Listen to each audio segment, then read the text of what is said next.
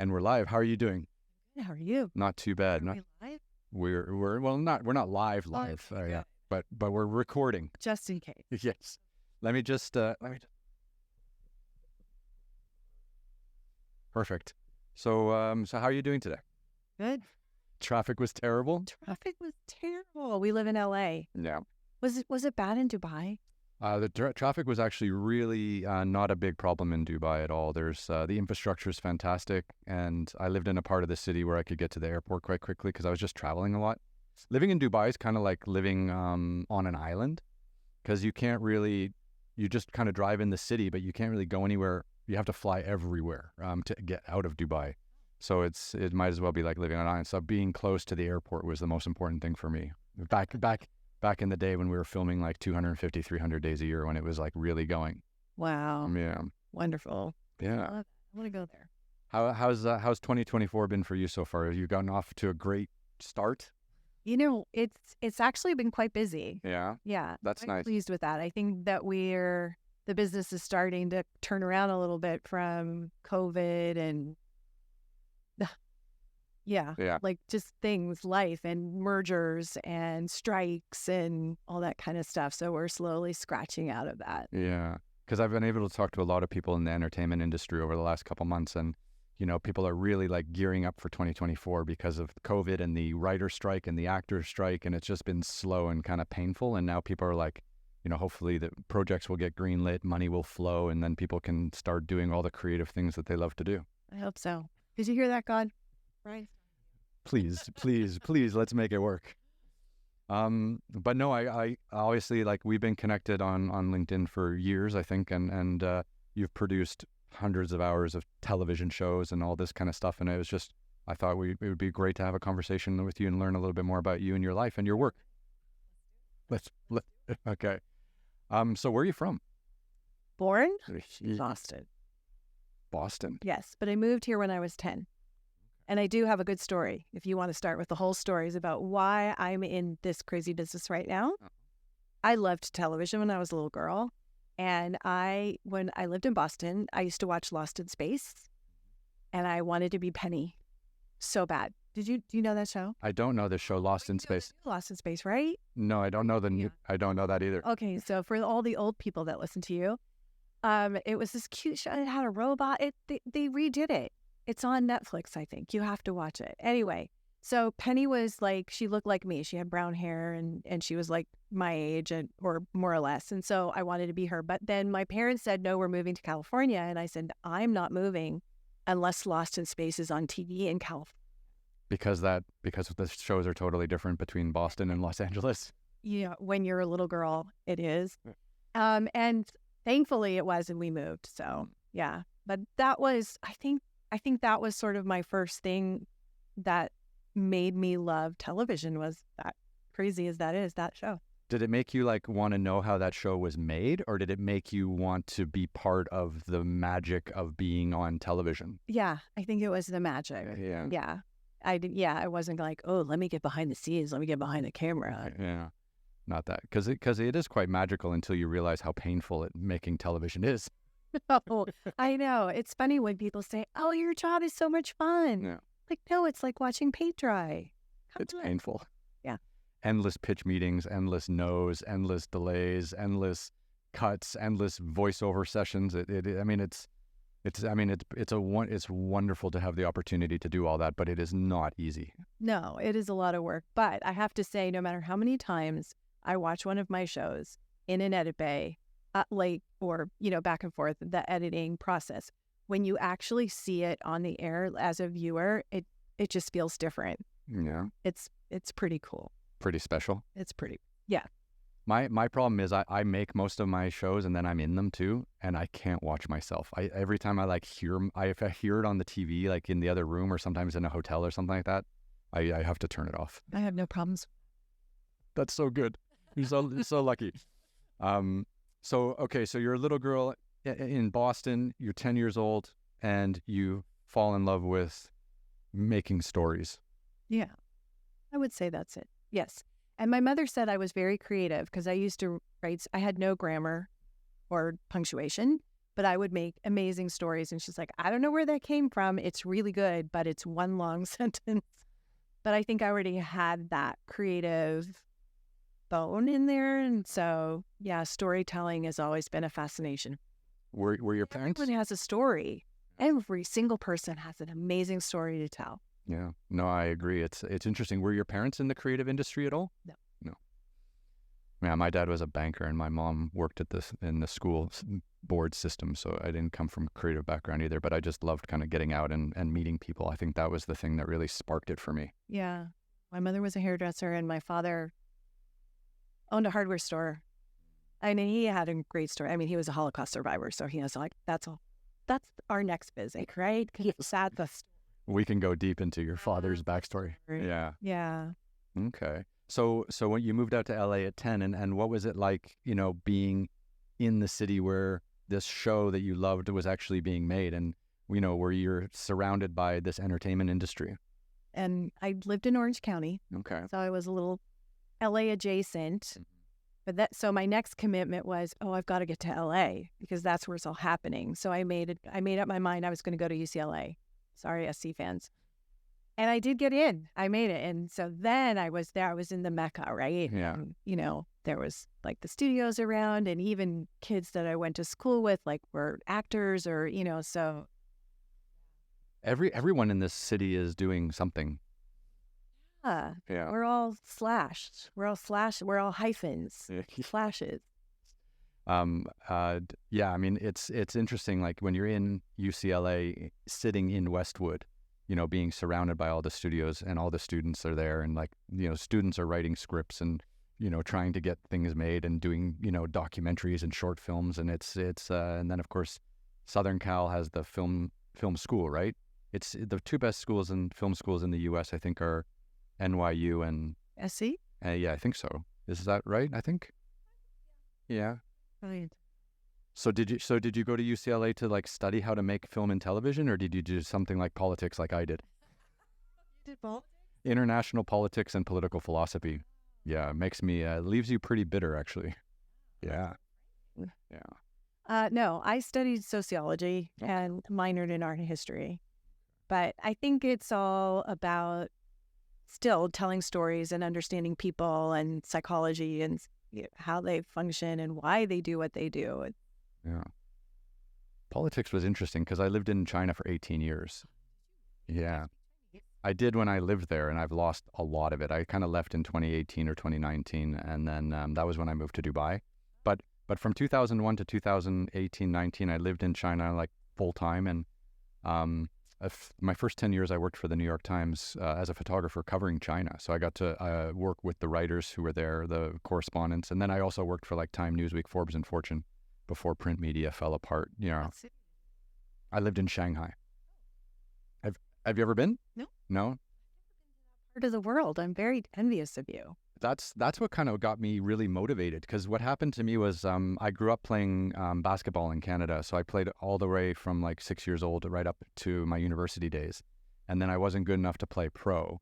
And then I went to China just kind of randomly and fell in love with it. And then I started trying to tell stories about China, started writing, doing photography. Then I got into journalism, then kind of print media fell apart. Then I started making TV just after Lehman Brothers collapsed.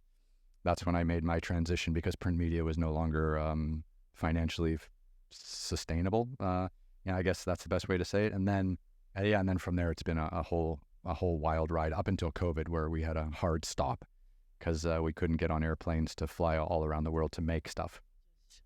Yeah.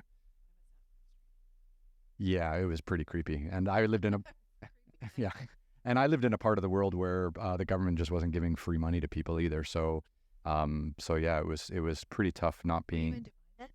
So actually, I have a story. Would you like to hear it? So okay, so I filmed in 2019. I gotta build it up for you. In 2019, I made 10 episodes of television for Discovery Channel. So we did 10 expeditions in 10 countries in 10 months. Yeah, and I produced and directed and hosted the whole thing. So it was a lot of work, but it was so rewarding. And each expedition was about 2 weeks long. So we would go to like Mongolia and hike for 2 weeks through the desert and then the grasslands and then climb the highest mountain in Mongolia, which is an actual episode that we did. And then I would come back to, Dubai, maybe do a speaking event in Taiwan, or Bali is the big place in Asia for speaking events, or Singapore. And then, go back out and do another. I did like more than 40 speaking events in 2019, plus the 10 episodes of television. So I was just flying all the time. And then I remember we wrapped in Hong Kong. We filmed in Hong Kong. That was our last episode. And then just then, there were murmurings of things going on in China. And then I went back to Dubai, and then January, it was like China was about to lock down, like early February, I think they locked down. And then I was just like, wow, the whole world's kind of like on edge right now. No one's greenlighting any of my shows. And I don't have any real work lined up I had a lot of work lined up for 2020, but no one was, putting pen to paper yet. So I was like, well, I'm just going to go back and keep making my show, my other show, Extreme Treks. So I went to Africa. So I went to Ethiopia in March. I went to Myanmar in February, actually. That was I go there too. Yeah. They just had a bunch of terrorist attacks or rebel attacks in Myanmar, in the capital city there, just this last few days, because there's been a civil war there since basically 2020. After we filmed, the country kind of closed its borders. Okay, so you're saying don't go now? Yeah, maybe not now. But yeah. But wait. Yeah.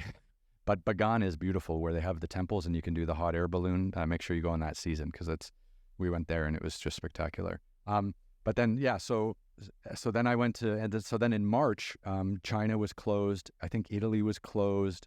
And then I was like, okay, I'm going to go to Ethiopia, because Africa is definitely like staying open. Like, African people are going to get up every day and go to work and, things. But then I was in Ethiopia, and then the whole world closed, between March 13th and 17th. And I was up in the Simien Mountains in northern Ethiopia, filming a beautiful episode, and we got to the top of this mountain, and the guide was like, oh, your phones will work here. We got signal, but we didn't have signal for a few days when we were in the valleys. We got up and my phone exploded. Like, oh, Dubai closed their borders. I couldn't go back to Dubai, even though I was a resident. So we cut filming. We hiked, we ran 8 hours to like the nearest road. When we were up on the mountain, we called the driver to meet us, GPS coordinates. We got there, we drove, we got back to Addis Ababa, the capital, and the whole way back to the capital, country by country, was just closing. And it was really terrifying. And then it got to the point where I could only go to Turkey, or I could go to Canada, because that's where my passport is. And I ended up going to Turkey because I was trying to do this project, a few projects in the Middle East, filming and film and television. And I wanted to be kind of in the same time zone, not like working all night. Because I figured it would just be like a week or two, and then we could get back to everything. And then it was like 3 years later. It's like, oh, what just happened? Exactly. Yeah. But it was like a universal experience. Like, we all had that together. Because I remember in February, I was filming a sizzle reel for a project. And I remember people were like they were like a little edgy, but we still got it. We got it done. Like, I want to say it was like February 19th or something. And then the next day they were like, you can't go anywhere. You can't do anything. You can't talk to anybody. Don't leave your apartment. It's like, what did they call it? Shelter in place. It's like, okay, well, this is, it'll be a week or two and it'll be fine. And then it just got worse and worse and worse. It was, I don't know. Maybe somebody liked it. I just thought it was awful. I think most. I mean, if you were a Pfizer shareholder, you did well. Good. Yeah. Yeah. And people like Dr. Fauci, I probably did well as well. So, I mean, there's a lot of people out there who made a lot of money off of and that's actually the thing that bothers me the most, is as a global traveler, as someone who was on an airplane multiple times a week for years, I feel like the first lockdown was like a universal experience. We were all like, cheering for each other to like get through it. But then after that, it just got political, and it was all about money. And that's the bit that really pissed me off. And then, so after I was locked down in Turkey, I managed to get out of Ethiopia. I got into Turkey. I was stuck there for 4 months, where I found the cat. And then I got out, and I managed to get into Europe, and I filmed all summer in 2020. Yeah. Because I felt like if we could get into Europe, we could film, and then we could drive everywhere, and we wouldn't have to fly, and we wouldn't have to cross borders, technically, because Europe was open to people in Europe, but not to people from outside of Europe, which was strange. But then, so we did get into Europe and filmed all summer. But then the second lockdown in November 2020 was the one that kind of broke our backs, because then we kind of all disbanded and we had no idea like when we were going to be able to get up and running again. Yeah. I mean, you were filming, but what, just exteriors of things because you couldn't get into any? Well, Europe was a little bit more, it was strange. Europe was a little bit more relaxed than the US in that summer period. So we were able to film like, so we do mountain adventure stuff, right? So we were outdoors most of the time. And even when we went indoors, you kind of wear the mask and then you sit down and you can take off the mask, and then, because that makes sense. I don't know. I just, you know what? I know we're totally off topic, but I remember going to restaurants at the start. I guess that was the first part. And people would have their masks on and then they would lower it to take a bite and then put it back up. I'm like, really? Yeah. If that's what human civilization has come to, then just count me out. I'm done. Get it. And there's still people running around with masks on. Yeah. I mean, but in Asia, for example, in China and Hong Kong and Japan and Korea and places like this, it was, because I lived in Asia for most of my adult life, and people would always wear masks even before the pandemic. Like if you were sick, if you had a head cold and you were on the subway or something like that, or even at work, you would wear a mask as a courtesy to other people, not to get other people sick.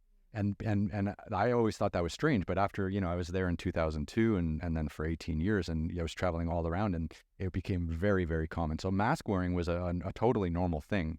You want to hear a really funny story? Sure. Okay. I was in Hong Kong filming an episode for my Discovery Channel series when Hong Kong was doing mass protests against the government because they had just introduced this new Chinese like national security law in Q4 2019, right? Anyways, by the time we were filming there in late November, early December, Hong Kong was ablaze. Like they were protesting at the university, they were fighting the police. It was like really quite intense. And the protesters were all wearing masks because the police were taking pictures of everyone to try to figure out who the protesters were. And then the Hong Kong government said, okay, wearing a mask in Hong Kong is now illegal. And then 2 months later, COVID hit, and not wearing a mask was illegal. So they just kind of flip-flopped the law based on, whose faces they needed to see and when. But I found that funny that like they actually banned mask wearing in Hong Kong because people were doing that for the protests. None of it makes sense. Like they were fining people $100 if you didn't have a mask on, but there were homeless people running around Santa Monica without masks. I'm like, are you fining them? For us, just people who can afford it. Yeah. I remember seeing pictures of people in Venice Beach, like all the people like sleeping outside, sleeping in tents, like some homeless people, and then some people who, just thought it would be better to be outside than in their, high-rise buildings and stuff like that. It was very strange times. Very strange. Okay, back to you. So you went to UCLA, art history, sociology. I mean, what was your first job out of university? Like, did you know you wanted to get into the creative space? I think I always knew I did, but it's not what I ended up doing at first. I worked in promotion and marketing and advertising, but I have to say that everything that I did in my early career, I think helped me become a better producer, because you realize, we're kind of jumping around. But anyway, I think what I realized is when you create television, a big part of it is, people are buying shows because they need to get eyeballs, right? So part of that is what's the marketing, what's the hook, what's the thing that's going to drive people to watch it. And so when you understand advertising and promotion and marketing, it sort of helps when you're developing the content that you want to sell. So I feel like all of that was really good base for what I do now, especially what I do now, because I'm so focused on development and less focused on the day-to-day physical. Yeah, no, that's a nice place to be, because physical production is sweaty and hard and it can be pretty tough. So, if you can just develop and then hand it off to someone else that you trust, then that's the dream, right? Yeah, I think it's kind of become that, although I'm glad that I did everything that I did. So after my marketing, I did take a job at a production company, and I started at the bottom. So I was a PA, I was a production coordinator, I was a production manager, I was a producer, I was an executive producer. I learned every role. And so I know how things are put together. And I think that also helps, because you can tell when someone's telling you that they can do something that you know they can't, or vice versa. And when you're creating, again, okay, I know that I can deliver on this because I know how to make it. So I think that that's all a skill. But you do get to a point where you're like, I'm happy to hand this baby off now, and let somebody else do it. And I really think for me, the most creative is when you're developing something, when you're forming something and figuring it out. That's the fun. That's the dream, right? That creative freedom to make something out of nothing. Yeah. Yeah. Amazing. It's I've talked to a lot of wonderful people who have kind of come through the ranks in LA in the entertainment industry, and I'm just amazed constantly at how hard it is for people to get started. Like I was chatting with someone like a couple of weeks ago, and they were like, "Oh yeah, I started working at WME. I wanted to be in music representation, but I started in the mailroom, right?" And and then my other friend who's like, "Yeah, I went to NYU. I graduated like top of my class." And then I came out here and I worked for a production company, and I just got coffees every day for the first year. Like, they didn't even let me try to even cut anything. And he's a fantastic editor. So I find that so strange, because the way my career kind of developed, I was abroad selling back into the US, and I just had my own production company and my own people that I was working with. And I missed all of that, like, initiation, kind of like hazing of trying to get your feet into this space. In this country, in this town, because it's brutal. It is brutal. Yeah. How long did you work for the production company? That's others. Well, that's why we're here. Actually married the boss. Yeah. So I kind of married into the business. Okay. Yeah.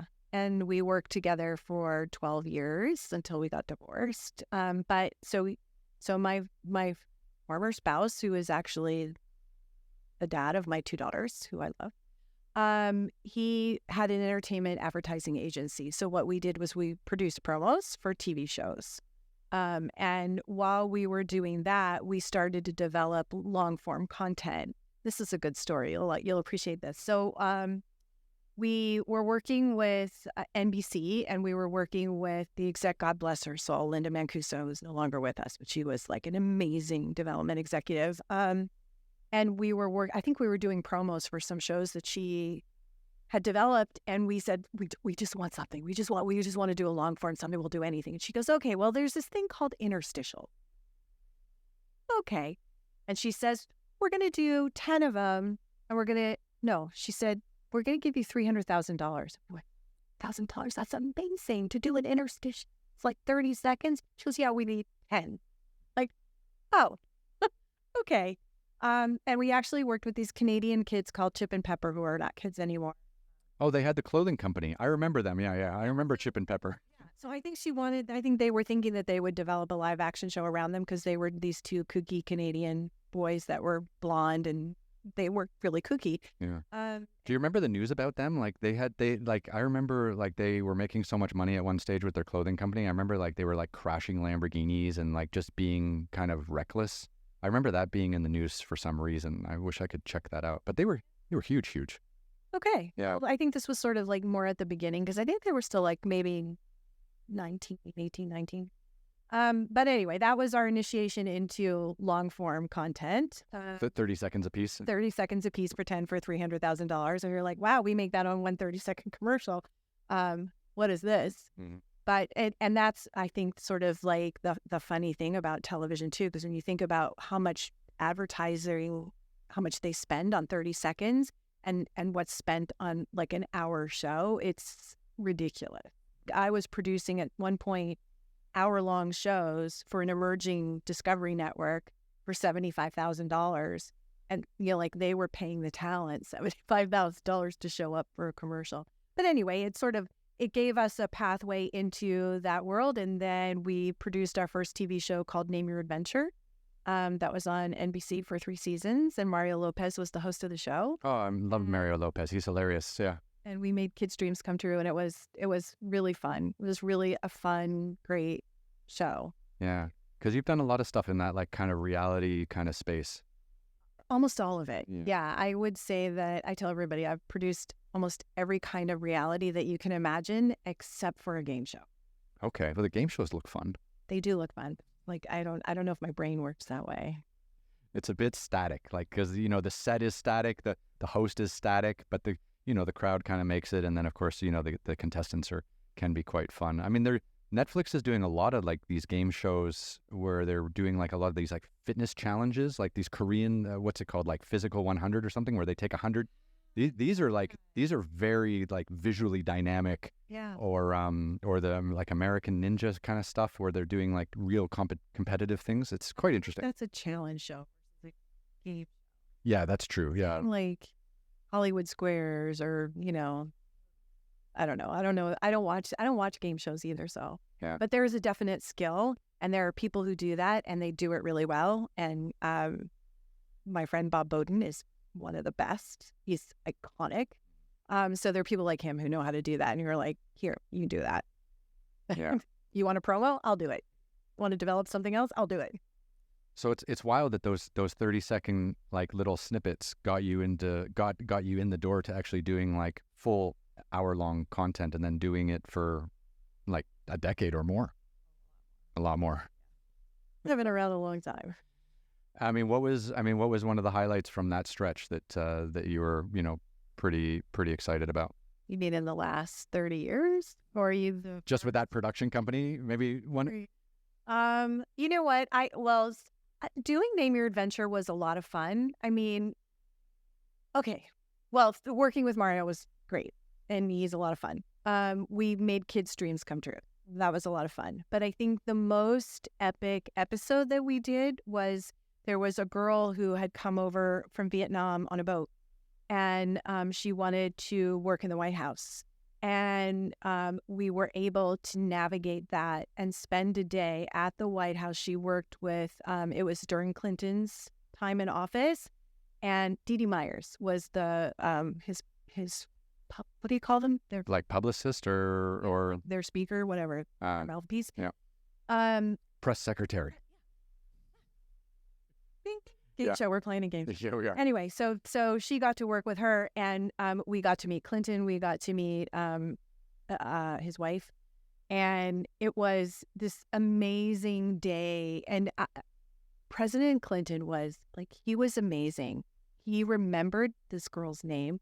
He had a press conference, and in the middle of the conference, and it was like a NAFTA conference, and he said, before we end, I need this girl to stand up. And he told the entire press corps her story.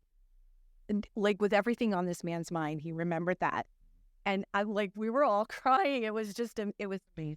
Wow. And that was one episode. Yeah. And it was so epic. It was such an amazing game changer. We ended, because we were only doing half-hour shows on Saturday morning. That one we did an hour.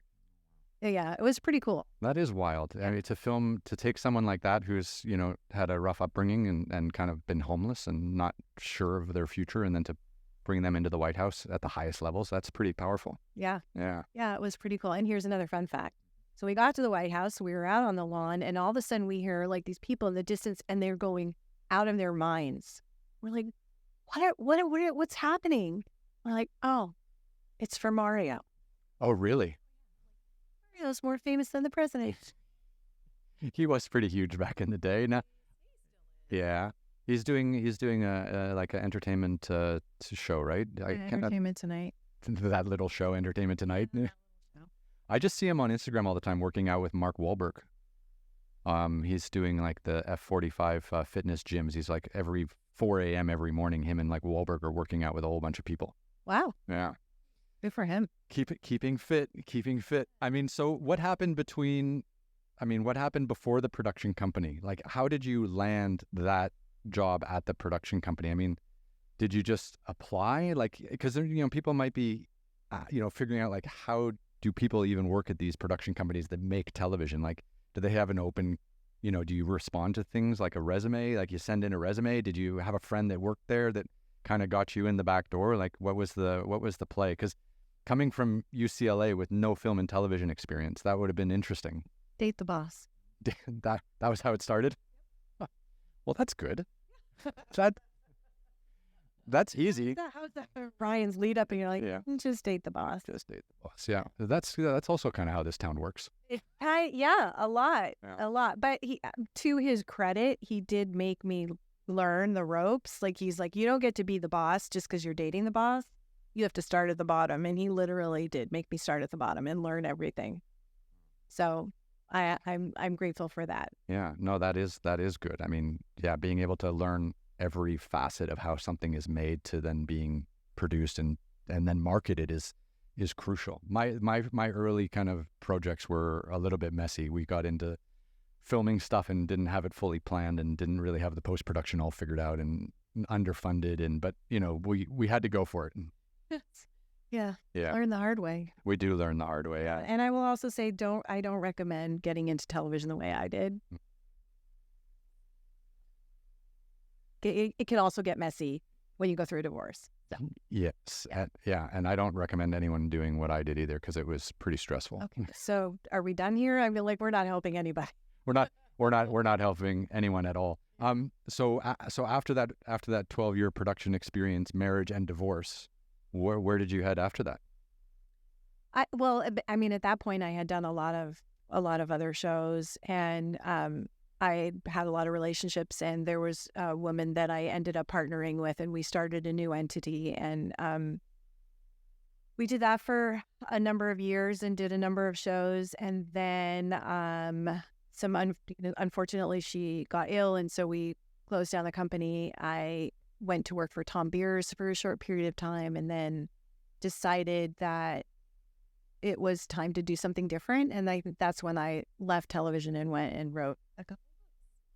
Yeah, because when did you decide to start focusing on like making content with women creatives? Because I think that's part of, one of the interesting elements that you have kind of brought to the forefront, and you were probably one of the first people to actually start doing this is bringing creative women into your sphere and creating content with them, and not necessarily about other women, but working with kind of women exclusively. And I thought that was very interesting, because you were doing this way before like Me Too and all this other stuff came out. Like, you were way ahead of that movement, and I think that's so careful. Yeah, I think that's very interesting and exciting. Like, when was that?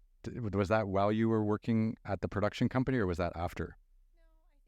No, I think after we left, and I started working with my former partner Julie, and we were one of the few production companies that were run solely by women. And I mean, a lot of our staff were women. Certainly not all of them. I mean, we hired men also, but there's something interesting about being in this business and being a woman-run company, or being a woman who has to put yourself out there, be the executive producer. It's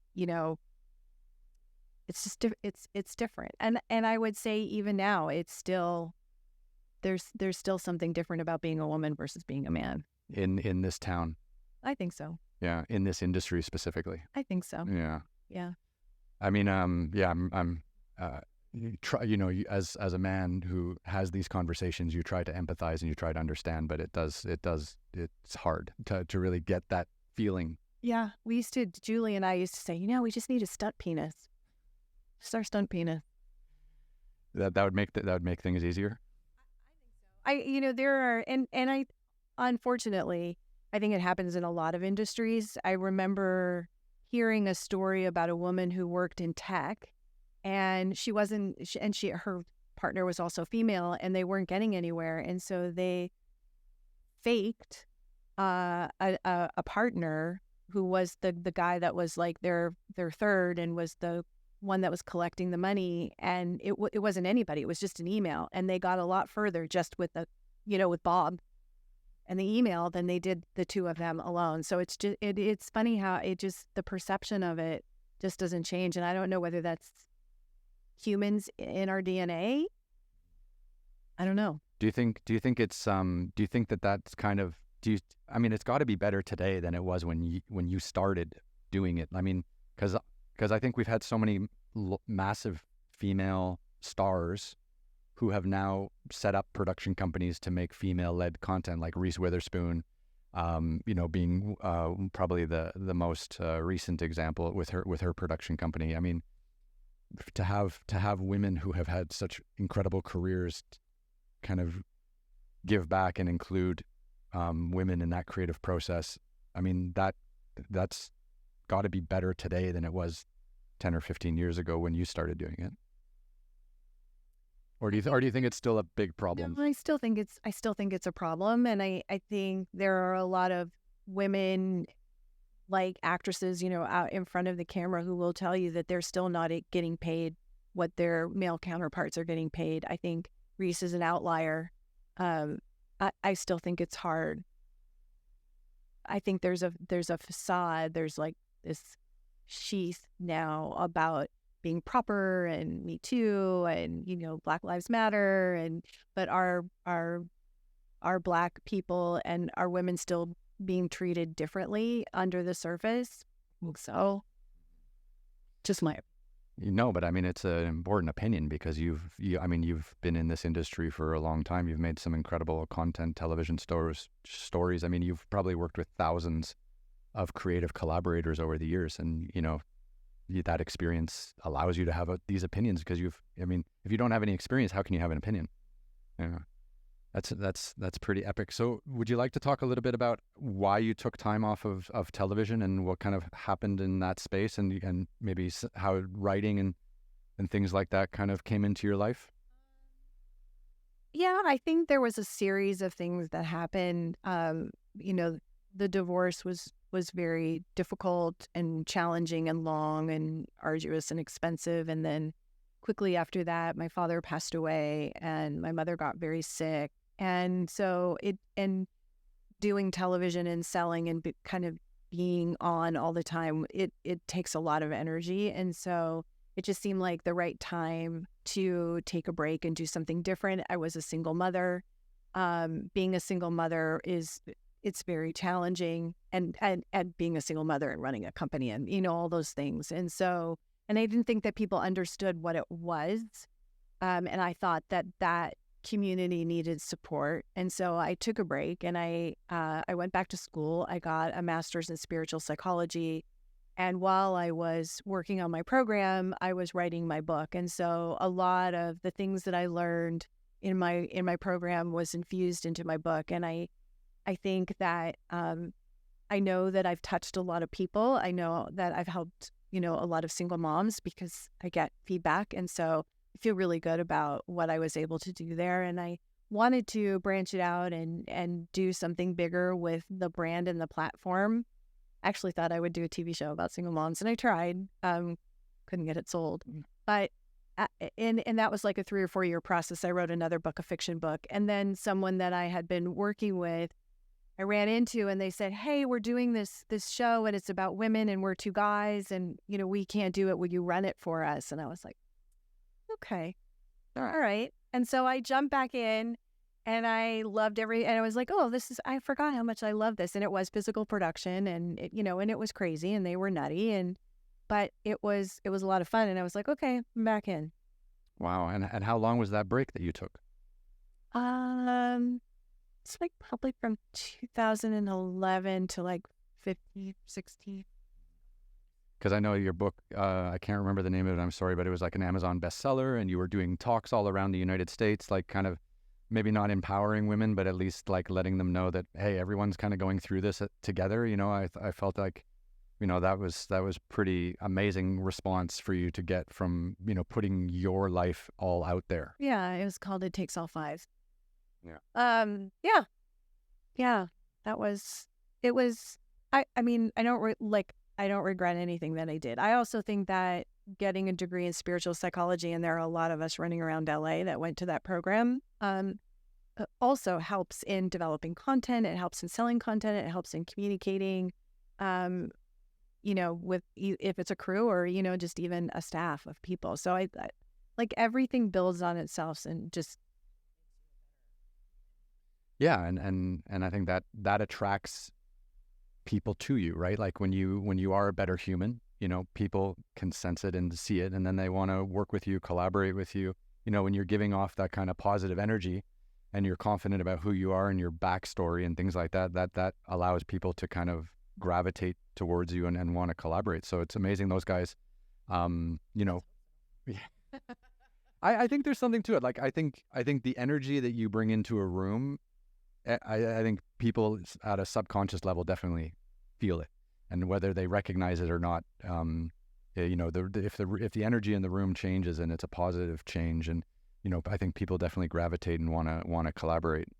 I like that. Yeah, I'm gonna go with that. yeah, I think so, right? Like I'm buying into it, right? I can keep selling it if you want. Done. Done. But I mean, so did you feel like when you I guess when you originally took the break, it's amazing kind of how many people in entertainment do get burnt out, right? Yeah. Like I feel like we're all kind of running kind of at the very edge of being burnt out all the time. And then if anything in your life kind of happens, like a family member passes away, or you have to go through a difficult divorce, that's like the thing that just snaps, right? Like, because you're already running on absolute like top octane all the time just to stay in this game, that you almost don't have time to deal with like normal life. And then when normal life hits you, like we all have family members who pass away, and it's part of the cycle of life. But when it hits you at the wrong moment, it throws everything out of proportion. Yeah, Yeah. I would say so. And I think I'm really happy that I started in television when I did. It was a lot of fun. And it was very creative, and there was a lot of opportunity. Let me position that. I think that television is very difficult, and selling television shows is very difficult. But 30 years ago, I think it was a little easier just because there were more outlets than there are now, even though it seems like there are, but there aren't. I think in the last 5 or 6 years, with all the mergers and everything that's happened, it's just the industry has just shrunk, and because of what's happening with social media, and that they don't have enough dollars to spend on development, and you know, not willing to take chances and go out on a limb for something very creative. It's made it tougher for smaller people like us. Like Reese, she's good. You know, everybody knows her, and they, you know, they're going on her name, but they don't know me as well as her. Yeah, that's tough. Yeah, I really like. Did you ever see the movie she was in called Wild, where she did the Pacific Crest Trail? Like she was a drug addict and was going through like a traumatic time in her life, and then she did the Pacific Crest Trail, and it like totally changed everything about her. I love that movie. Well, it's based on a true story. I think so, yeah. Because like I mean I love trekking and hiking and climbing. Like that's what my TV shows are all about. So that kind of movie really connected with me. Although I wasn't a drug addict or going through anything quite what her character was going through, but it is like very therapeutic and very psychologically like cleansing to just walk in nature and be outside. I think nature has incredible healing power. Yeah. And we live in Southern California, so hey. I'm not going to disagree with you. I love being outside. It's the best. Yeah. So where are you now in your career? Because I feel like, you know, you had a lot of hard work and success in those early days, and then you took time off and developed a whole nother side of your career as an author and as a speaker, and and then now you've kind of come back into TV. Like, are you still doing talks? Are you still looking to write books? Are you still looking to connect with women who are, you know, going through difficult times in their life? Or are you just kind of like back 100% into television? So there is a charitable group called Single Moms Planet that I'm on the board. And so I still get to support my ladies that way. There is one more book in here. Maybe one day I will write that. It takes a lot of time and focused energy. And most of my time is spent in really creative content development. That's my sweet spot now. And I have lots and lots of stuff in development, and I love the partners that I work with. I find production companies that are preferred, that I feel really comfortable with, and that I know will embrace what I've created and developed, and work in partnership together to bring them to life. And it's a really great place to be. And so that part of being creative is what gets me up in the morning. I love working with people who have interesting jobs or interesting lives or interesting groups of people that they surround themselves with, and helping them bring their dream of wanting to be on television to fruition, or at least into the game. Like, we'll get them in the room. We don't know what's going to happen, but it's, it creates that opportunity for them. And so that's what I love. That's beautiful. No, to have that creative outlet and to be able to kind of empower people to tell their stories, I think is great. And especially with your experience, like, you can bring your experience to a group of people that have tons of creativity and tons of passion, but they don't have the experience and they don't really know how to craft those arguments or make the case of why this show versus another show. Yeah. Well, it's interesting because I think that people create their lives and they all have an interesting spin. I think we all have like our brand. That's the thing now. But you all have your marketing angle. So it's like taking what those people have created themselves and then just elevating it and creating it into something that is a show. It's really fun. And I think that I genuinely love people. I genuinely love their stories. I love hearing people talk about what they've done, what they've experienced. I mean, you do too, because you're asking me a lot of questions. But I think almost that gravitates people more to you than anything else, because I think people are hungry to be honored, to be heard. I don't think that happens a lot. Everyone's so out there like, listen to me, right? And there's so much coming at us, like TikTok and Instagram and Snapchat and all that. So it's like, if somebody sits down and does a one-on-one, wow, it's really special. Yeah, I mean, that's why I'm here today. You're like, Ryan, Kerri, please come here. And I was like, okay, somebody wants to hear me. I mean, I love it because I obviously get to meet someone new and learn about your career and your passions and what makes you get up in the morning and be creative. And I love that.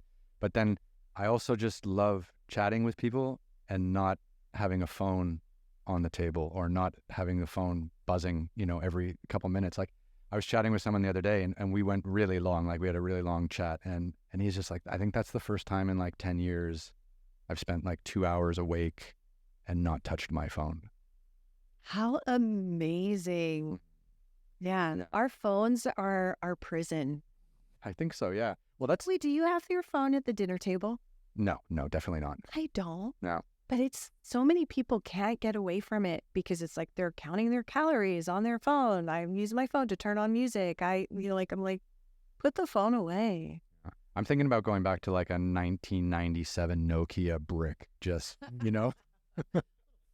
Yeah, I mean, I think we should all be going back to Motorola, right? Like, just get our phones out of our lives a little bit. Well, that's why that's why I found so much peace in my own life and in all the craziness that was going on in my life, because I was able to spend 2 weeks living in a tent on a mountain or across a desert, and there was never a reason to take out your phone. You didn't have any signal, there was no place to charge it, so you were just kind of out and just living your life instead of living something through a screen, right? And to spend 2 weeks a month, I mean, we basically shot 2 weeks on, 2 weeks off for like a decade. Yeah, and it was so peaceful to not have to touch your phone and to think about people, trying to get in touch with you and bother you, and you could be creative. You're out in nature. I still sleep so much better out in nature than I do in the cities. Like, you go to bed at 6 p.m. when the sun goes down, you wake up at 5 a.m. when the sun comes up. You're in total rhythm with the earth, and there's no artificial light and there's no bullshit beeping at you, like keeping you up. It's absolutely incredible. I miss it. Amazing. Yeah. You've had an incredible life. You're going to have to come on my podcast. I will for sure. Anytime. Yeah. First guest. I'll help you set up the whole studio like this. Yeah, it's no problem. We'll do it. Yeah. One thing that I always find very interesting, and you've had a career that spanned three decades or more now. What was it like kind of creating and pitching stories 30 years ago to NBC versus trying to package content now, like for Netflix? Because like I've how do I say this? I've kind of missed this part of my career because I ended up just no one wanted to work with me at the beginning. Surprising. I'm an asshole. No. And I didn't have someone like you to champion my ideas. and my creative passion. And so I actually just went out and started making stuff and then selling it afterwards. And I ended up now owning all my shows and getting royalties on them and things like that. And I have an agent in London who sells them globally, right? So I really don't deal with networks. The agent does. So this whole like packaging and pitching stuff is kind of still foreign to me. And I'm trying to get back into it now that I'm here, because obviously I'm meeting a lot of people and they're like, yeah, we should do something together. And I'm like, oh, how does that work? Normally I just do my own thing and then I don't talk to anyone. And then you get an email like, oh, your show's coming out next week. We need to do some promotion. I'm like, okay, I'm available for that. And you do some promotion, but the whole development stuff has kind of escaped me. I mean, what was it like in the early days? Let me just say, you are the smart one. Avoiding it all? Yes. Yeah. I mean, that was really smart, because I ended up working for hire and you worked for yourself. And so making royalties and I'm not. I always thought like investing in myself would pay off. Like I recognize that like quite early. And I'm thankful for my photography career, because when I was a photographer photographing in China, I owned the rights to my photography. So the newspaper or the magazine would license it, and then if they wanted to run it again, they had to relicense it, right? And I started to learn about copyright and ownership and royalties, and my whole photography archives on Getty, and it still ticks over, right? Because it's all stuff from China. Then people are still talking about China. So it was interesting. So then when I got into TV, I didn't know that was the same game, but actually it is. Yeah, it really is. Yeah. More now than ever. But just to answer the first part of your question, and that's why I think in the early, like when I started in the 90s, it was really fun, because you would go in and you'd have one sheet of paper and you go, I have this idea. I want to do it here. And they'd be like, that's awesome. And we would develop it together. Oh, with the broadcaster. Yeah. I mean, they would go, this is a really good idea. Let's develop it together. And that, like, name your adventure. I mean, like literally we had one piece of paper. We didn't have a host. We didn't have Mario. We just had an idea, and the idea was, we're going to make kids' dreams come true. We're like, yeah, that's great. And our executives worked with us to craft something that would work for them. They needed educational content at that time. So it was like timing was right. And they helped us bring in an educator who, could give us what we needed for that. Our network executive said, hey, do you want, here's Mario. He's on Saved by the Bell, but he's great. Do you want to use him as the host? And then they found a comedian, Jordan Brady, who's now a fabulous director, and he came into the fold. So it was very collaborative and it was wonderful. And then you get to, there was still plenty of competition. I mean, there were 27 shows that the network looked at, and I think they picked up 5 that season, and we were one of them. And that was, I didn't really realize how astounding that was, because I was just kind of starting out.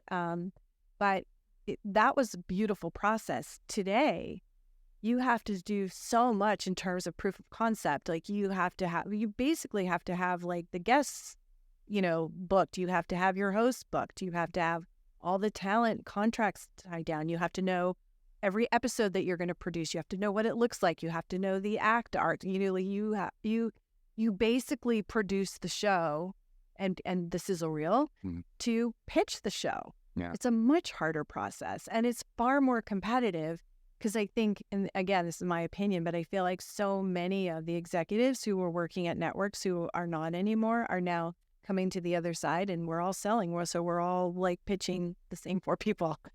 Yeah. So it's a lot harder. I think a lot of the really talented executives at a lot of the broadcasters and the streamers and stuff like that, I don't know when this happened, but I feel like a lot of them left and went into the production side, and the crop that came in behind them were just too green, like not enough experience. And then for me, like I was sitting in, I pitched a streaming partner in 2018 or 2019, a show, and they just knew nothing. And they were just a box ticker for someone higher up the chain, right? And there was absolutely no collaboration. And yeah, like how do you, like, people want to see teasers of shows before they're even filmed, and they, like, you have to budget that out yourself, and that comes out of whose cash flow? Like yours. And the amount of money that you have to spend to even pitch is just ridiculous. It makes no sense. Right. I would agree. So a lot of people, they have funding, and And I think what's happening now and transitioning, and that's why I think you're the smart one, is a lot of networks are saying, hey, if you can come in with branded content, or you can come in with a sponsor, or you can come in with something that's fully funded, we're all in. Well, that's tricky too, because I'll tell you this. So I made my first TV show, Tough Rides China. I rode a motorcycle all the way around China. Yeah. I set a Guinness World Record for the longest motorcycle trip in one country without backtracking or overlapping. Nice. And we made a 6-part TV show, and it was kind of messy with the post-production because we didn't really understand post-production. And anyways, by the time we got the show done, it was broadcast ready, and Travel Channel bought it, which was great. But I was riding a BMW motorcycle. Now that motorcycle was not sponsored, and BMW didn't give us any money. That was just the bike that was the right bike for that job. Like, we spent, weeks, off-road in Tibet at 18,000 feet. It was very difficult. So, you couldn't ride a Harley or something like that at that altitude off-road. So BMW they had these adventure bikes. It was quite nice. But because of that, some networks didn't want to use us because they had their major advertiser was Toyota or Ford, and they didn't want to have a BMW, splashing across their screen. So we actually so even though we had fought to make it, and even though the motorcycle people didn't even give us money, just the fact that the logo was there, I was just like, blur it out. And they're like, no, we won't do that. Like, Really? Yeah. Because some broadcasters like blur out, like if you have like a North Face something or like they blur it out, but they wouldn't blur it out, and they just passed on it. Yeah. And I was like, I just spent 65 days riding a motorcycle around China, near-death experiences on a daily basis, and you're upset at me because I used the wrong motorcycle? So did you sell it to other broadcasters? Well, then Travel Channel picked it up, and then so we had a few conversations. Out the BMW? No, they didn't blur it out. Oh, they did?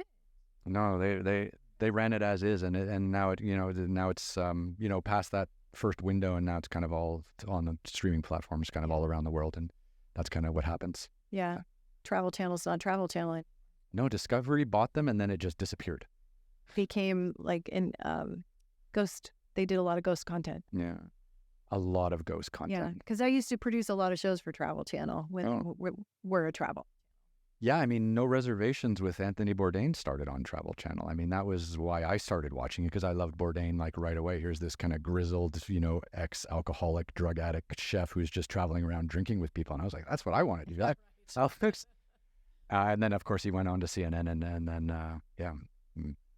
ended his life. But yeah, he got me into Travel Channel and this kind of like travel genre, I think, quite early, because he was such a legend. Yeah, it was a lot of fun. The first show that I did for Travel Channel was called Destination Style, and we followed fashion photo shoots all over the world with like these A-list photographers. It was phenomenal. It was probably one of the most stunning shows I've ever worked on. Well, that sounds like a lot of fun. It was a lot of fun. Yeah. And then they didn't pick it up. Oh, really? Are you serious? Actually, you know what? That show we did kind of like what you were talking about. We had a partner who came in and deficit funded it. Travel Channel paid for part of it, and I think we did 6 episodes. You know what? I can't remember. Yeah. We did a lot of episodes. It was really beautiful. I just remember our pilot we shot with Fabrizio Ferre. Do you know who he is? Famous Italian fashion photographer who is phenomenal. He is or was married to Isabella Rossellini.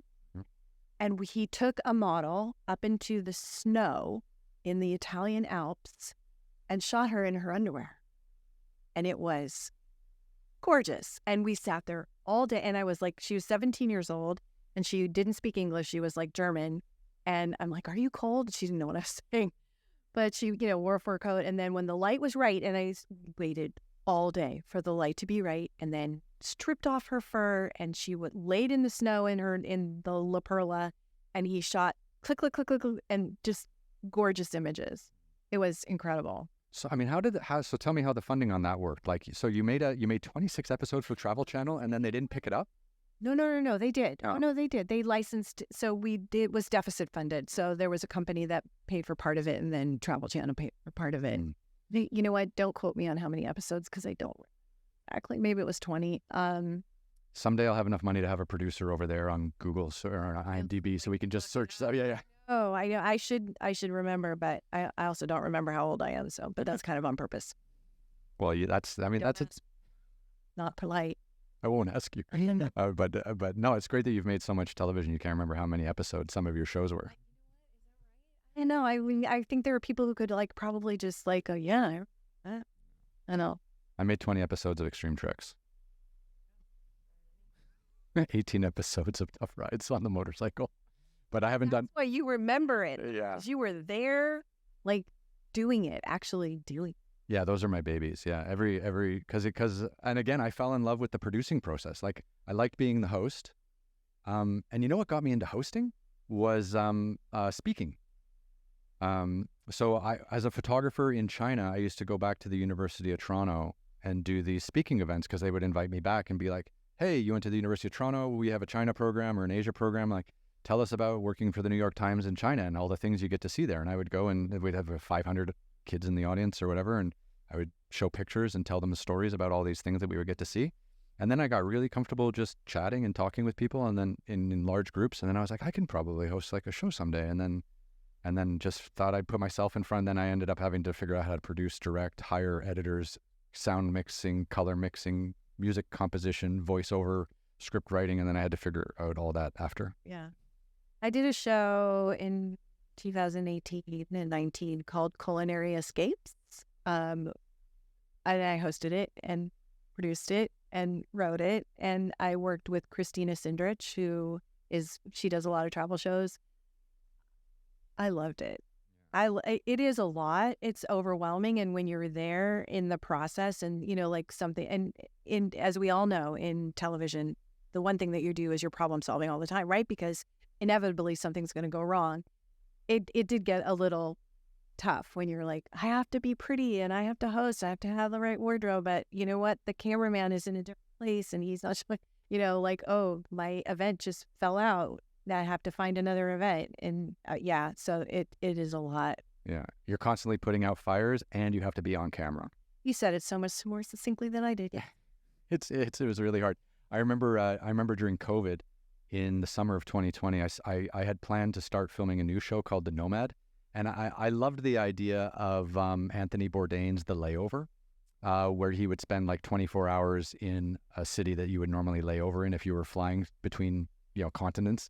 And he would go to like, the best restaurant, the best bar, the best whatever in 24 hours. I love that idea. And so I came up with this idea called The Nomad, where I would, there would be cities that I would hang out in between my adventures. And we would be there for 7 or 10 days. So it wasn't as like tight packed or as fast paced as the Layover, but it was, anyways, I loved it. And we were filming in Europe in 2020 because I felt like that show we could film in Europe because Europe's not a great like adventure destination. It's not bad, but it's not like Mongolia or parts of Africa and stuff like that. So we were in Europe and we're filming that, and I just remember like, oh my God, like my hair is a mess. Like, because when I'm doing the adventure shows, you don't care, right? But you can't go into a restaurant with a Michelin star chef and look like you just come off a mountain. Right.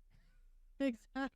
And I remember like the wardrobe and the hair, because I was doing it all myself because we had no budget or anything like that. And I just remember that being like the most stressful part of like the whole shooting is just like figuring out how I look and making sure like my shirts are pressed and my hair is not crazy and I properly shaved, or at least I have a little bit of stubble. It's not like some crazy beard like I did on the motorcycle trips. We would shoot for 60 days and we wouldn't shave. Oh, no, why? Yeah. Yeah, that's part of the theme. I think so, yeah. Just hairy and dirty.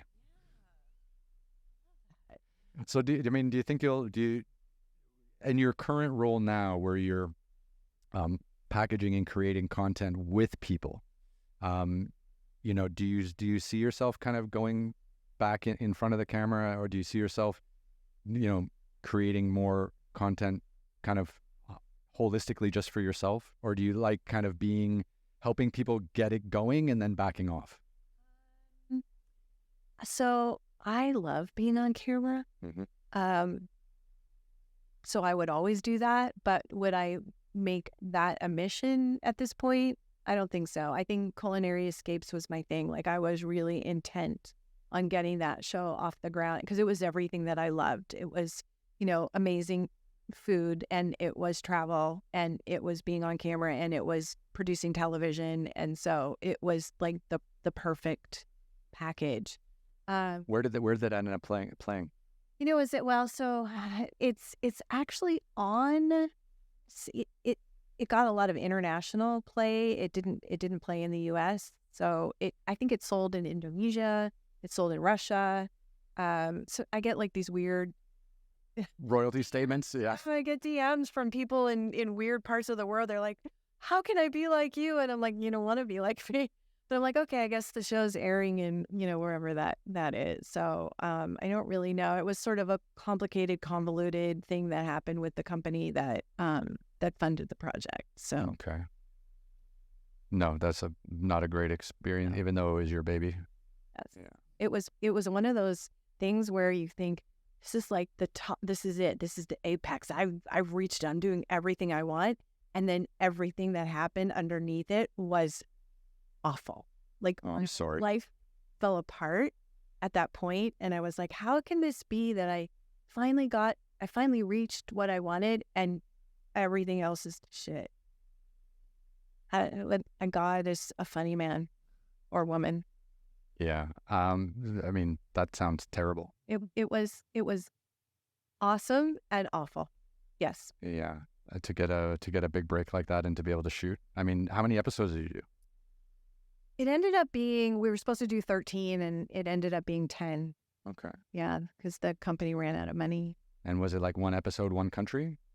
It was one episode, one location, because the concept was two girlfriend. It was like girlfriend getaway, but we went to these stellar properties, and it was all Michelin star chefs. So we like went into the kitchens of some of these most amazing properties, and then sort of saw what was around that area.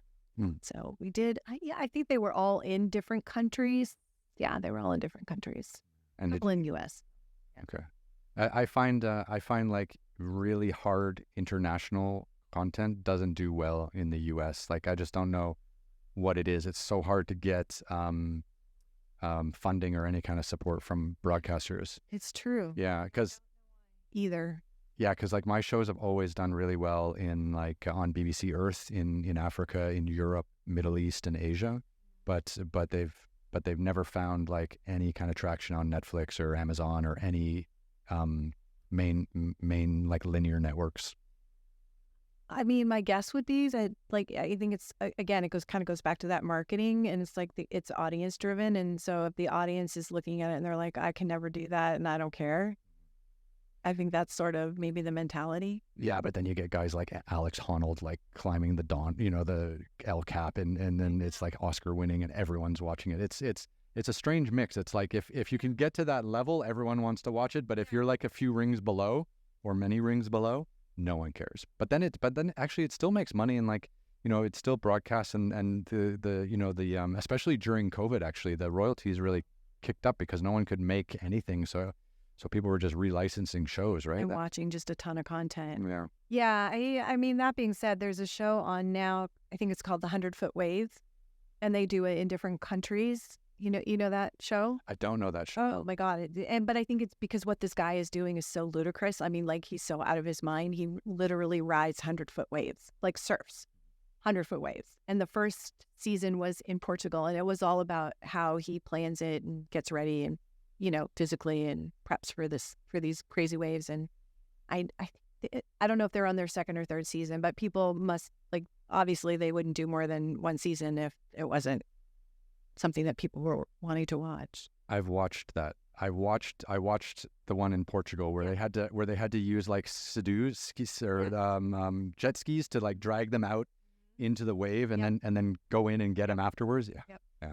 Crazy, right? Completely crazy. It was insane. Yeah. He is insane. He's still doing it. And But it's kind of like your 65-day trek on a motorcycle in China. China, India, Brazil. Yeah, India was the worst by far. India was like life-threatening on a daily basis. The roads in India are terrible.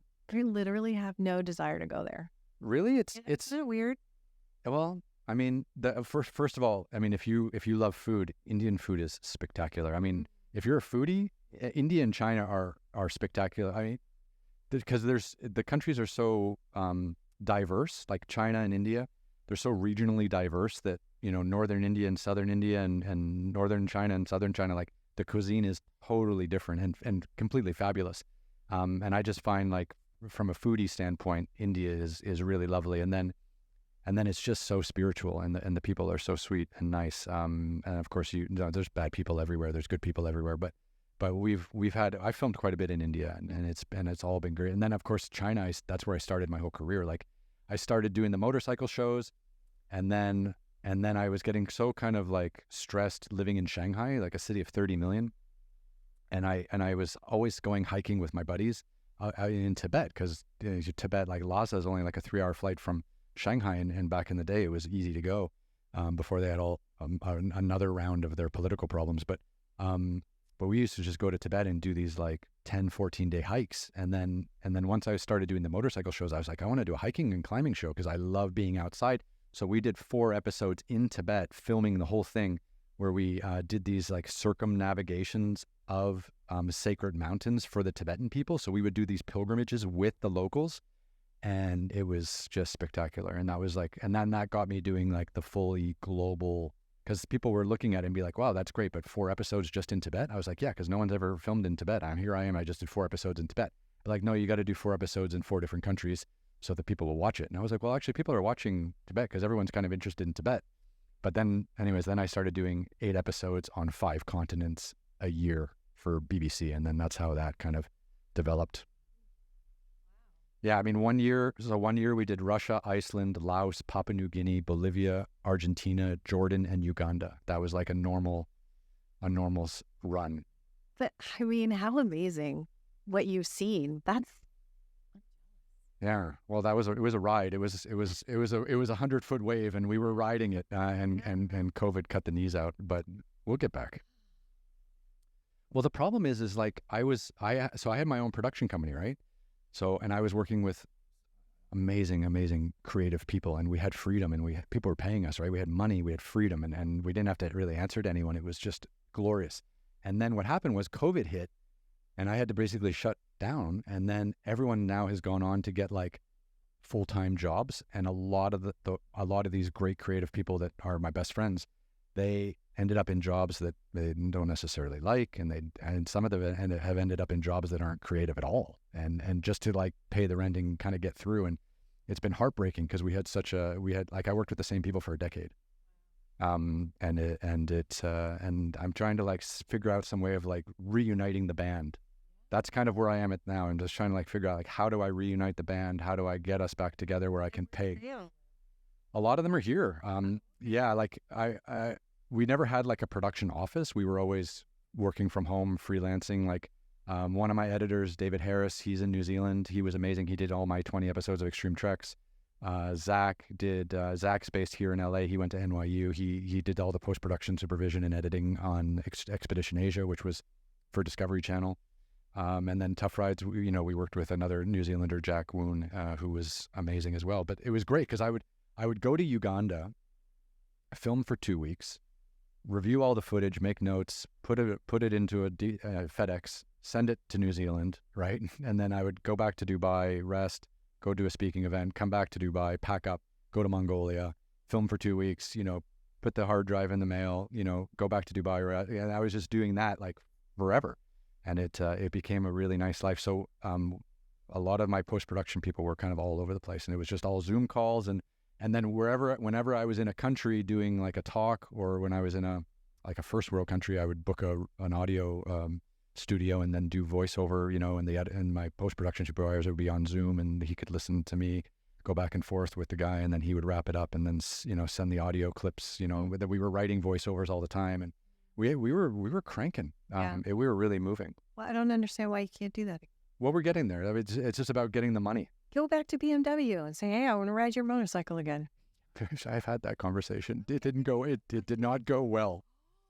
What happened? Did you insult them? I don't think so. But it just, they had, what really happened? Yeah. No, I don't. Tell me. I hope no one's listening. But, so I had this great deal with BMW. Okay. And, they just decided like, okay, Ryan, like you've been riding our motorcycles for a while. You seem like a decent guy. You're making some cool television shows. Like we're going to come in and fund one of your motorcycle shows. Like, where are you going to go next? And I was like, okay, I'm going to go to Brazil. And they're like, okay, Tough Rides Brazil. Okay. 6 episodes, 26 minutes a piece. 60 days filming all around Brazil. Dream job, right? Right. So they came in, they gave me a motorcycle, and then they came in and added some money for production. And then Travel Channel chipped in some money for production. So now I have a budget, and I went out there. And then as part of the deal with BMW, we added in some budget for speaking events after, so I could show people what I did on their motorcycles. And I was going to dealerships, and then they have this beautiful BMW Motorrad Days like festival in Garmisch in southern Germany, just south of Munich every year. So I was going to that and doing talks, and it was great. And then, a year, 18 months later, I was like, okay, let's do another. And they were like, oh, we spent all of our marketing budget on like Mission Impossible because Tom Cruise was riding BMWs and driving BMWs on Mission Impossible. And I was like, okay, I guess Tom Cruise got me this year. I'll try next year. So then next year, and then it got to the point where they were really sweet about it, but it got to the point where they didn't have a budget to sell their adventure motorcycles because they were selling so well. And they didn't want to spend money on their adventure bikes because they were flying like they couldn't keep up with demand. And then they started asking me if I would do like urban, rides or if I could create a show in the city, but that's not what Travel Channel wanted. Travel Channel wanted me out like suffering with a beard in the mud. And then it kind of all just fell apart, and then COVID hit, and then I tried to get back in touch with them now, but then now their marketing is totally different. They're going in a totally different direction. So it just hasn't really worked in that way. Which is too bad because I would love to get back out and keep doing the motorcycle rides. There's other motorcycle company. There are, yeah, for sure, like Ducati and a bunch of them. And I've definitely been, reaching out to them as we try to get back into it. But it's been interesting. But the trekking and climbing stuff is the stuff I really want to start getting back into. And I don't know if I'm going to do like full episodics like I did before, like 8 or 10 in a year, which is pretty intense. Or whether maybe I'll go back and maybe start doing docs, like just try to do like one crazy adventure a year and make it like a feature doc, and then put it through the festival circuit, do the talks, share that. And then maybe instead of just being on the road for 300 days a year, maybe just do one great thing and then really promote it well. Yeah. And then, do it again the next year. Just feeling it out. Yeah. But the relocating to LA is all part of that plan. Yeah, because you got to be here. If you tell stories in the English language, you have to be in the United States. I just feel like if you are in this business, I mean, to be abroad was fine when I was cranking and just working and no one cared and people were just giving me money to make stuff, and because you could be anywhere. But to pitch, to develop, to get the capital, like people need to look you in the face, shake your hand. I feel like being here is much more helpful for that. Interesting. People still don't look you in the face on Zoom. That's true, actually. Have you ever lived abroad? No. Would you? Sure. Yeah. I once had this fantasy that I would go live in major cities all around the world for 6 months at a time so I could learn all the different languages I wanted. Yeah. Maybe I'll still do that. Yeah. Make a show out of it. Yeah. Yeah. Why not? Why not? That sounds like a great idea. Lady immerses. It's like a different version of Eat, Pray, Love. Yeah. Kind of. Right? Long term. Bit of time in Bali, bit of time in Italy, just see the world. See if I can learn Italian. That'd be quite cool. There you go. So what are you working on in 2024? I know you've got a lot of projects in development. I know you've got a lot of things you might not be able to talk about, but is there a direction you're heading in, or something that you got kind of that we can look out for in 2024, or anything? Or are you tight-lipped? I'm very tight-lipped. Yeah. I'm optimistic. I think that things are finally starting to open up in the industry again, and people are going to start buying new content versus repurpose or just repackage what they already have. I'm hopeful, and hopefully one of them will be mine. Yeah, let's hope for sure. I mean, how hard is it for you these days to secure like proper budgets for content creation? Because I feel like budgets are kind of dwindling in a lot of ways. Actually, I have a story for you. I'd love to bounce it off of you.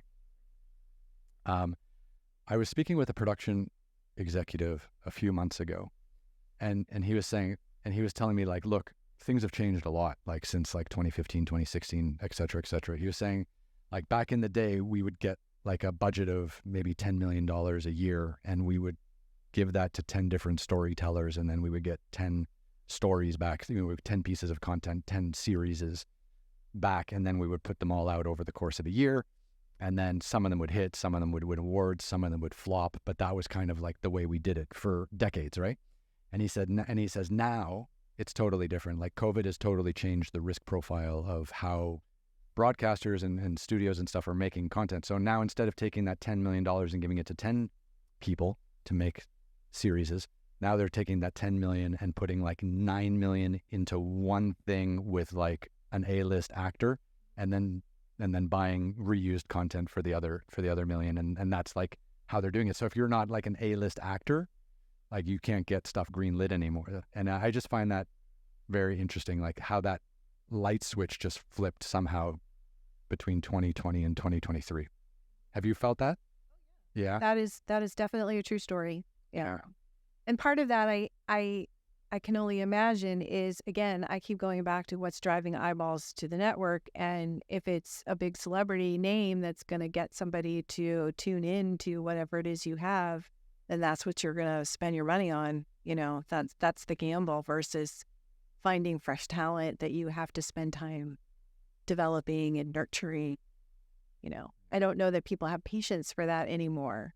Yeah. At least on traditional networks, and because I think people have patience for TikTok and Instagram. I mean, they'll find a lot of followers. Mm-hmm. It's interesting. I have a friend who's an actor, and he came out to Hollywood, with big dreams and things like this of being in the movies, and he was actually quite a successful actor in his early days, and he got quite a lot of roles, but he was still waiting tables, and sometimes it would be 3 months between jobs, sometimes it'd be 6 months. And then he started doing like YouTube videos and TikTok stuff with his friends, and he could be totally creative. He was his own boss. He didn't have to wait for someone to tell him yes or no whether he would get anything. Like he felt like he was in control of his own destiny. And now he makes more money doing that than he ever did acting, and he's in complete control of his own schedule. He's in complete control of his own content. He's in complete control. And it's funny, like, because when you do make film and television in this city in the traditional way, you're always waiting for someone else to kind of greenlight you. And he just said that it was completely frustrating as an actor, to go through that. And he's kind of developed this whole other career for himself where he gets to exercise all of his creative muscles. And I always thought that was such a nice story. I love that. Yeah. And so is it factual or is it fiction or? A lot of it is just kind of like fun, wacky comedy stuff that he does with his friends. But he has, great advertising partners, and he does some product placements and stuff like that, and publishes on YouTube and Instagram and TikTok and stuff like that. And he's having a great time. He was on the show a couple months ago, and it was great because he fell into it. He describes it like this. He's like, I fell into being a social media influencer or creative because there was just too long of gaps between the acting career. Because he didn't get on like a TV series where he was going to work for like 6 months in a row, right? He was just doing feature films, which was great, but they didn't come around often enough. So he was just twiddling his thumbs, like waiting tables. He's like, I'm wasting all this creative energy. It's all going in the wrong place. Like I got to exercise it, or I'm just sad all the time. Like, because he needed to be, and yeah, he's created this whole world for himself, which I think is fantastic. Yeah, it's interesting how people are just blowing up in those arenas. They're like all these. I don't know if you're familiar with the squads, with the YouTube squads. No, I don't know about this. Oh, there's a whole new world. You might want to have one of these people on your show, but they're very young, very like teen kid driven, and it's these groups, and they get together like every single day, and they video themselves all day long, and they do wacky things, and and it's posted up on YouTube, and they have tens of millions of followers, and they are making $300,000 a month. A month. Yeah.